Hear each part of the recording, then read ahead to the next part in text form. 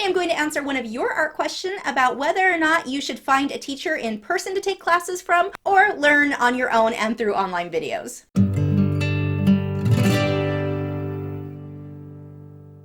Hi, I'm Lisa, the artist behind Lachri Fine Art. Clinton writes, "Hi Lisa, I recently watched your video about your opinion on adult coloring books. I am currently hooked on colored pencils and I want to take it further than a coloring book. I want to be able to create wildlife scenery, but at the moment I feel intimidated and lost on how to begin. I'm a total newbie to colored pencils and art in general, so my frustration is on how to best get started. Do I consider getting a tutor that is available to assist me, or do I just jump in and do one of your tutorials on Patreon?" I think everyone is going to learn best in different ways. Some people will learn best from one-on-one instruction with an instructor. Some people are going to learn best on their own. I do best typically on my own and then watching tips from videos. I like to experience the work, and then when someone gives me a tip, it's like, oh, that makes sense because I had a problem with that. But it doesn't make sense until I've had that problem, if that makes sense. So for me, just experimenting and jumping into it was how I learned. But not everyone's going to learn that way. Some people will learn best by finding a one-on-one teacher. So I can't necessarily say do one or the other, but I can give you some tips for both. Now, first, being that you've been working on coloring books, one of the easiest ways I think to get started on wildlife that is not from a coloring book is get a reference photo. You can get some great stuff from wildlifereferencephotos.com or free stuff from Pixabay. Just find your reference photo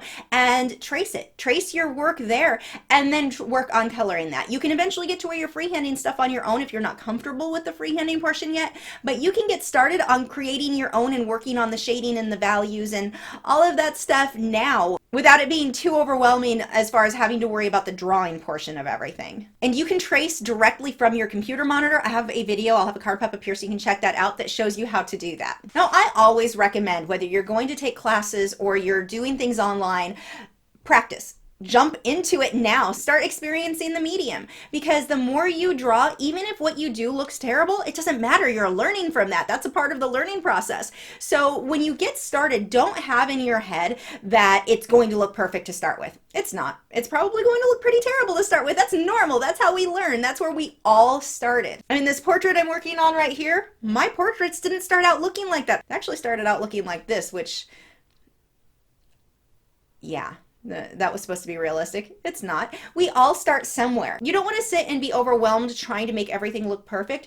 Draw the best that you can, shade, layer the best that you can, and go from there. You're going to learn just from doing this and practicing. Now, if you decide that that's still a bit overwhelming, yeah, look for a teacher. If you've got one local, that can really help. Now, I do recommend when you find a teacher, make sure you see what that teacher's work looks like. I have seen so many classes offered at local art supply stores that the teacher didn't know the medium at all, and so they weren't really going to be able to teach their students, because it's going to make it a lot more frustrating for you if you find someone who can't actually teach you well. Now, one of the great things, if you can find a good group class that has a great teacher, that is just fun. It is fun to go and be around a group of other artists who are all painting or drawing and have that thing that's in common, and it gives you something to look forward to each week. The other thing that's great about taking classes in person like that is that it has a tendency to get people to work on their art on their own during the week, where normally it would be really easy to make an excuse on I'm too tired, or I just want to watch TV or a movie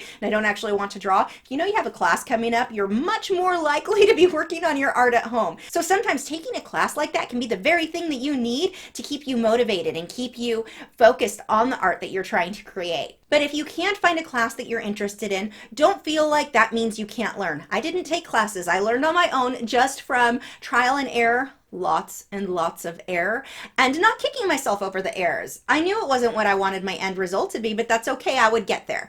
And if you know that when you're working, accept the fact that it's not going to start out amazing.